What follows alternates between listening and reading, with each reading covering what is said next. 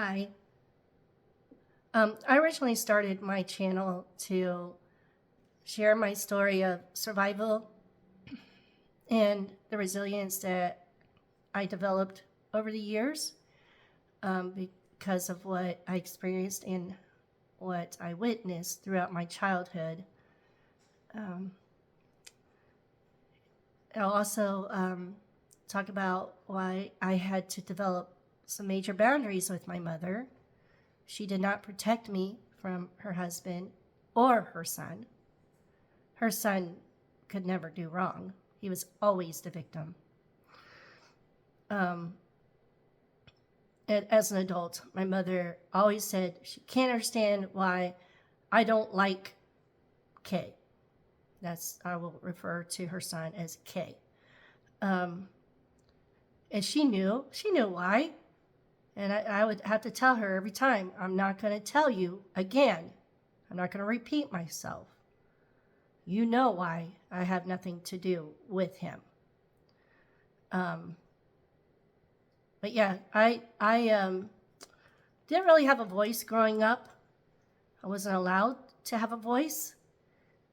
I wasn't allowed to defend myself. And when I did try to defend myself, I was shut down. Even at school, I was bullied severely. And I did not know how to defend myself. I tried to a few times. And in fact, one time I actually did get in a little fight with a kid on the bus because I just had enough. But most of the time, I just took the bullying and the cruelty. Because I also had teachers that were also participated in that. Today, if that happened, that teacher would get sued. But back then, teachers got away with a lot more. Growing up, it was kind of normal to me because that's all I knew at school and at home. And even at the church I went to as a kid, I was just I was an ugly kid. I was an easy target for bullying. But the last few years, I have finally found my voice, especially after what my mother's husband did to me nearly 2 years ago. I finally realized that I did not have to be fearful of him any longer.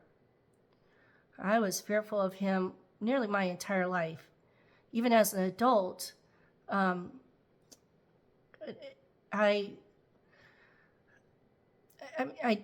he had respect for me, and he did treat me better because I had to prove him wrong. That I was not going to be the person that he tried to tell me I was going to be my entire life. One of those things that he thought I was going to be was an unwed mother on welfare, because my mother was a single mother when I was born. So I guess I was a reflection of my mother.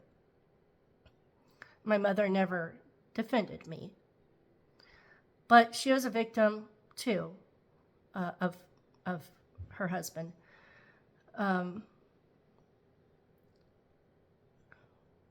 So and by the way, my mother wasn't a welfare mother. Her mother supported us. Her mother paid our hospital bill. And then my mother married her husband when I was 4 months old. And I truly believe the main reason she married him was not because she loved him, but to have a sense of independence from her mother, because she had never lived on her own. And so that gave her that opportunity to experience being independent of her mother.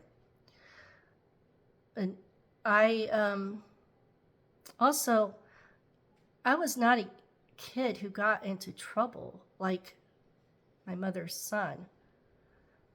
I did everything I could to stay out of trouble, mostly out of fear of her husband. Because I knew that if I did something really bad, he probably would kick me to the curb and I'd have no place to go. In fact, when I was a teenager, probably about 16 years old maybe, I thought about finding somebody to get me pregnant on purpose, because I knew that if I had a baby, that baby would have to love me. Nobody else loved me. But then I also knew that if I did that, my mother's husband would kick me to the curb and I'd have no place to go. I didn't know that at that time, I was kind of, I don't want to say dumb, but I was not really sheltered, but sheltered in a way that I didn't know that there were resources out there for people like pregnant teens and even kids who were looking for a way out of their home, which, I did try to run away a couple of times. There is one incident that I will talk about later that has stuck with me for a long time. It's just another example of how my mother covered for her son and put me in another dangerous situation. But I got good grades. I graduated from high school with honors, and I was in the honor society. I stayed in school because I knew that was my ticket out of hell. If I dropped out of school, then I was definitely going to be a nobody, like Marvin said I was going to be.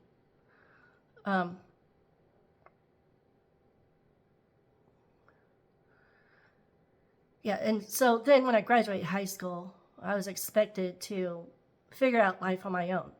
I didn't even have a car. I wasn't even allowed to have a job in high school, because if I got a job, then that meant somebody would have to take me to my job after school and then pick me up. And nobody wanted to do that. So I had no money. I had nothing to my name when I graduated high school. I did babysit some, and some people didn't pay me. And then people who did pay me, that money would disappear quickly. Some of that money I had to pay for my own personal items, because my mother was very neglectful in that area and neglectful with clothing. And I'll talk about that in another video.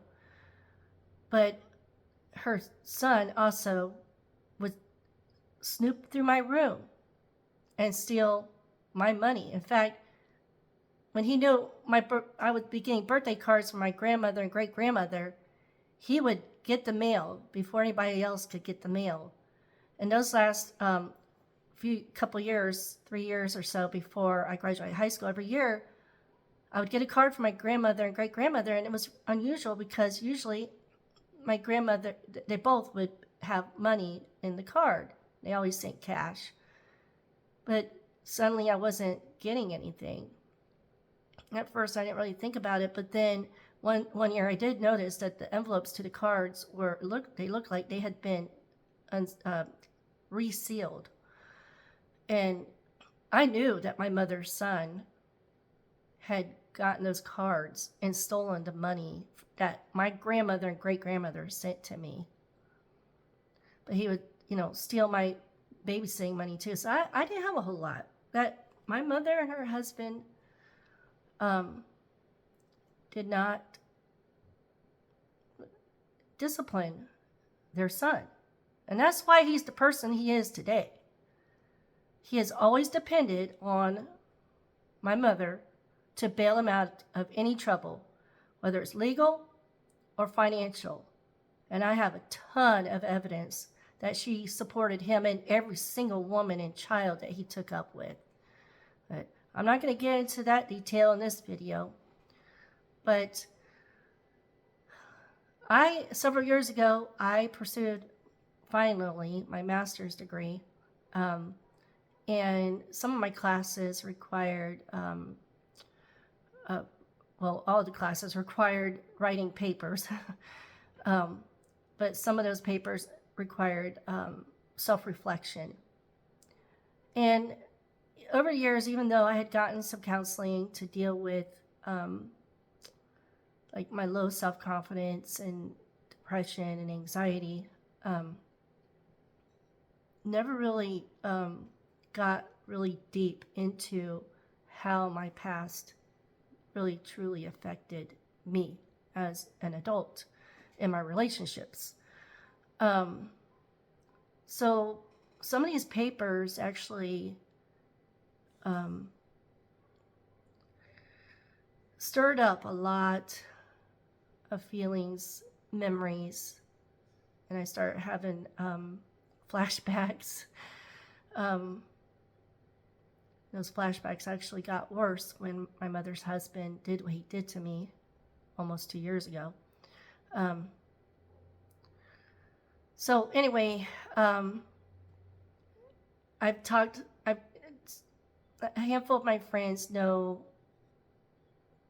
a bit more about my past than most of my friends and acquaintances. And these friends have actually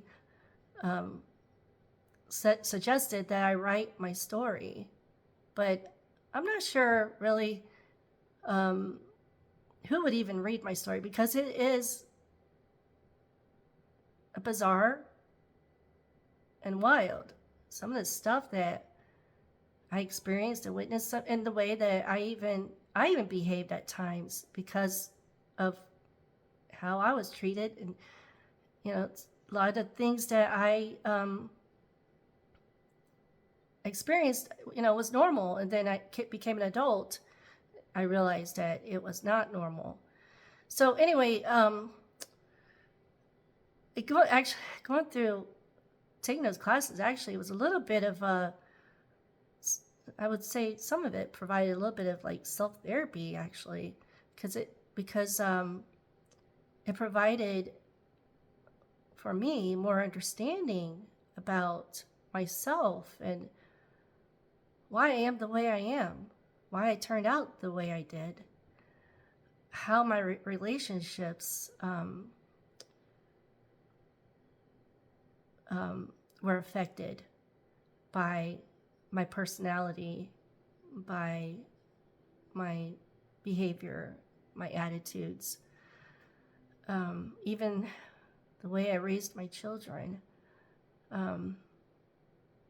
So anyway, I am going to start trying to be more open, because I want other people who have experienced similar to know that they are not alone, and that there are people like me out there who they can relate to.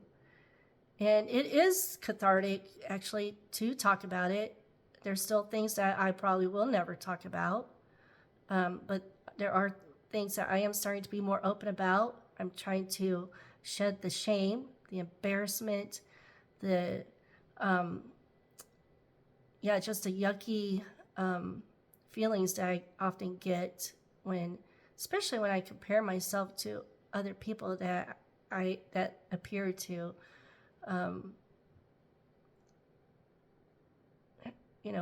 appear to be really loved by their families and treated well, but I grew up never feeling loved, even at church, really. And I'll talk about my church experience in another video, but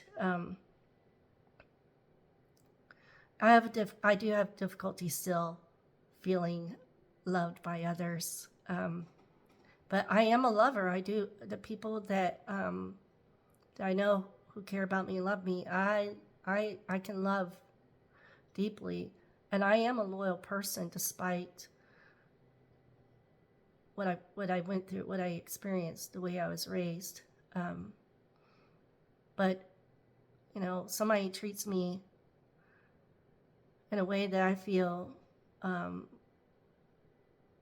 was wrong, I'll give them another chance, because I am pretty forgiving. But you do that again, then I'm not going to be as loyal.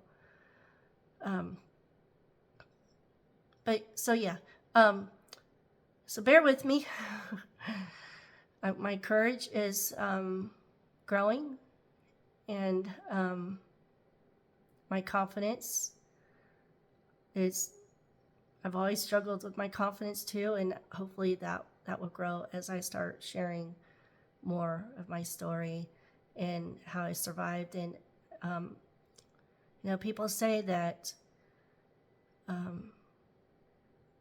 I have a purpose in life, and I never really knew what that was because I didn't really know what my identity was. I was not encouraged to develop my own identity. Even as an adult, I never knew who I was really, and what I wanted to be, what I wanted to do, because I listened to others. I would listen to others tell me, oh, you can't do that. Oh, you're not smart enough, or you're not strong enough to do that. I feel like most of my life I've had to prove people wrong about me, especially my mother's husband. Had to prove him wrong so often. So yeah, bear with me, and hopefully I can become more open, and I'll start shedding the shame and embarrassment of my past, and maybe I do have a purpose. And if others hear my story and they can relate to it, and they, then they'll know that they're not alone. So, bye.